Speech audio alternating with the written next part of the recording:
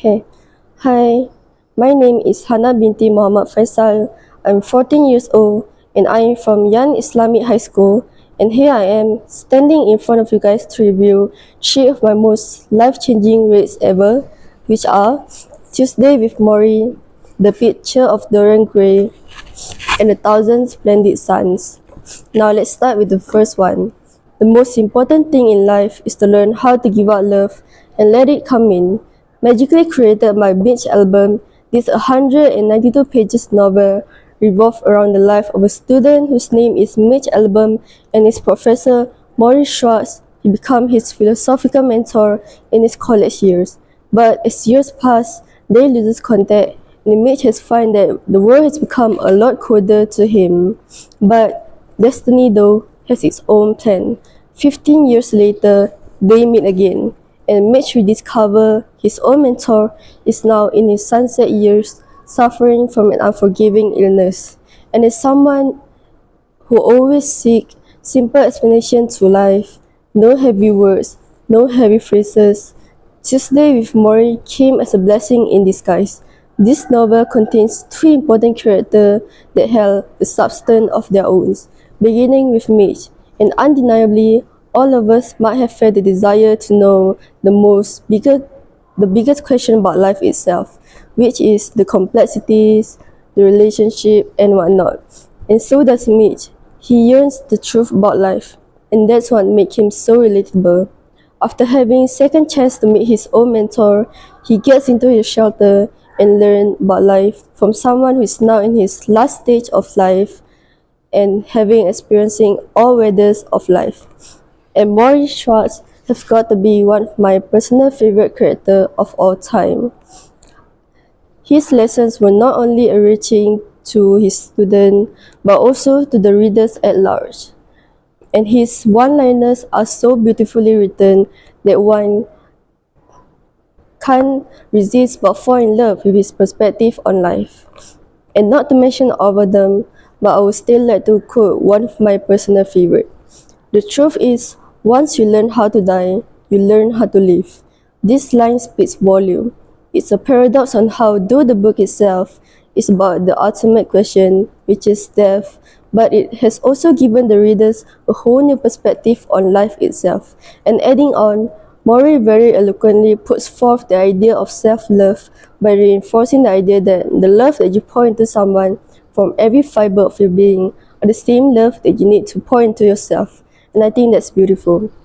I highly recommend this book to anyone who seeks clear and realistic understanding of life. Hands down, one of the most beautiful books I've ever read. And now let's go to the next one, which is The Picture of Dorian Gray. Behind every exquisite thing that's ever existed, there was something tragic. This beautifully written quote by Oscar Wilde is the perfect way to describe his just as poetic book, The Picture of Dorian Gray.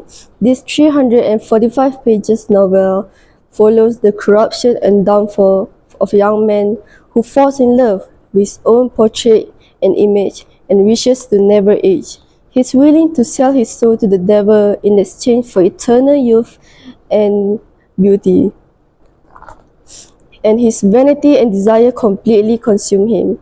His two friends, Basil Hallward and Lord Henrys, play a significant influence on him, especially the latter whose treacherous philosophies and misguiding plays a key role to the corruption of Dorian's mind. You will always be fond of me. I represent to you all of the sin that you never have the courage to commit. And this is a saying from Lord Henry himself. His remark about life truly shapes Dorian from an innocent young man to a morally corrupt and hedonistic individual. This transformation is fueled by the desire for eternal youth and beauty, which leads him to a life of pleasure-seeking and disregard the consequences of his own action. This book is so brilliantly written and explores the whole dichotomy of hedonism and abstinence in a way.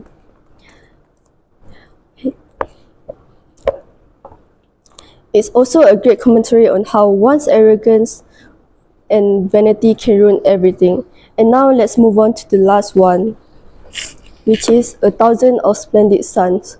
One could not count the moons that shimmer on her, nor the 1,000 splendid suns that hide behind her wall. Written with poetic sorrow and undying hope, this 392 pages novel by Khalid Hosseini is called "1,000 of Splendid Sun," brings forth the intertwined life of Mariam and Laila, who's living through a war.